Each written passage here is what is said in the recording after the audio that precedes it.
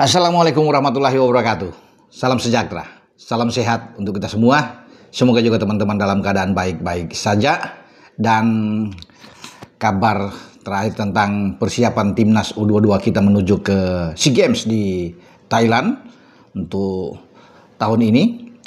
Ya, mereka sedang bersiap tentunya dalam pemusatan latihan dipimpin oleh pelatih Indra Safri dan salah satu pemain yang bermain di timnas senior, bahkan sekarang dipanggil untuk bermain di timnas U22 di SEA Games. Ivar Jenner dari Jong Utrecht sudah mendarat, sudah tiba. Bahkan saya mendapatkan info dari Pak Marji, Pak Sumarji sebagai manajer tim ini mengatakan bahwa Ivar sebenarnya sudah tiba dari semalam dan dia sudah bergabung di TC. Kabar bagus, kabar baik tentunya, karena kita tahu bersama Ivar sempat dipanggil Oktober lalu ya untuk bisa datang, tapi dia tidak dilepas oleh klubnya karena memang dia dalam pemulihan, masih baru sembuh dari cedera sehingga dia tidak bisa bergabung. Tapi saat ini ketika ada jeda di FIFA Matchday mewajibkan klub harus melepas semua pemain termasuk Ivar, dan dia dalam keadaan bugar tentunya, dan dia bisa datang karena ini masuk di jadwal yang ada di FIFA sehingga dia bisa memperkuat timnas kita ketika memanfaatkan waktu tanggal di mana sebenarnya tim senior akan bermain tapi tidak bermain oleh PSSI, diliburkan untuk tim senior. Maka jadwal tanggal ini ya di antara FIFA Matchday 10 sampai 18 November digunakan oleh timnas U22 yang dikomandoi oleh Coach Is ya. Jadi pertandingan yang kita sudah tahu bersama bahwa timnas U22 akan melakoni laga melawan Mali. Itu pertandingan persahabatan, uji coba. Bahkan 2 kali melawan Mali, bukan sekali. Ya, tanggal 15 dan tanggal 18 November, 2 pertandingan itu digunakan sebagai wadah untuk bagi timnas U22 kita, sehingga Coach Is bisa meracik strategi dia yang mungkin saja dia akan pakai di SEA Games. Maka Mali menjadi ujian bagi timnas U22 yang akan diperkuat oleh Ivar Jenner. Pertandingan dengan Mali akan berlangsung di Stadion Pakansari, Kabupaten Bogor. Ya, dan marilah semua pendukung ya timnas, walaupun bukan timnas senior tapi sekarang tim U22 ya akan berlaga. Namun di dalamnya kan ada beberapa pemain yang sudah berlaga di timnas senior. Ya, salah satu Ivar lah. Ya, selain Ivar, nanti sore ini ketika saya baru selesai berkomunikasi dengan Pak manajer timnas untuk mengatakan bagaimana dengan Mauro Silstra, pemain muda lainnya yang bermain untuk Volendam di Eredivisie bersama dengan Dion Marks, apakah duanya ini akan segera bergabung? Dan Pak Marji mengatakan ya sore ini ya itu bahkan jadwalnya mereka akan tiba dan bergabung langsung dengan timnas U22.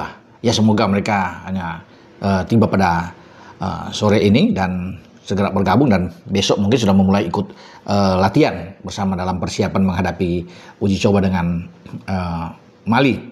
Nah, soal Ivar Jenner ini memang dibutuhkan di tengah karena mungkin saja dia diberikan kepercayaan untuk bisa mengatur ya, karena di tengah itu belum ada pemain-pemain yang bisa mengatur ritme, walaupun sebenarnya Ivar adalah pemain yang ya box to box yang bisa dikatakan perebut bola yang kuat. Tetapi sekarang mungkin bagi Coach Is akan coba memberikan peran yang lebih bagi Ivar Jenner untuk mengatur di tengah. Lebih enak memang kalau ada Marcelino sebenarnya ya. Tetapi oke lah dengan Ivar, karena selebihnya itu kan tipe gelandang-gelandang perebut bola, bermain dengan sangat kuat seperti Tony Firmansyah, Arkan Fikri yang kita tahu bersama juga ada di sana, ada Robbie Darwish termasuk. Ya, dan Ivar akan diberikan mungkin dia pembagi bola lah ke depan. Karena memang sangat berharap ketika di depan ada Mauro Silstra, ya dibutuhkan pemain yang bisa cepat connect dengan Mauro Silstra, pemain nomor 9 yang ada di depan. Jadi memang sangat bagus lah kalau bisa bicara di sini, baik di tengah untuk masuk ke depan. Karena selain Mauro Silstra kan di depan kita tahu ada Jens Slaven yang juga dipanggil, ya itu ikut bergabung di sana. Ada Rafael Struijk, ya sekarang bermain di Dewa United, juga ikut ada di dalam. Selain ada Hoki Caraka juga, ada Rahmat Arjuna yang ikut dipanggil. Jadi kalau untuk urusan depan oke. Ya, baik, tinggal Coach Is yang akan melihat siapa pemain yang lebih pantas untuk selalu dimainkan di starting 11. Tapi saya merasakan itu bahwa Mauro Silstra lah yang pasti akan ada di sana.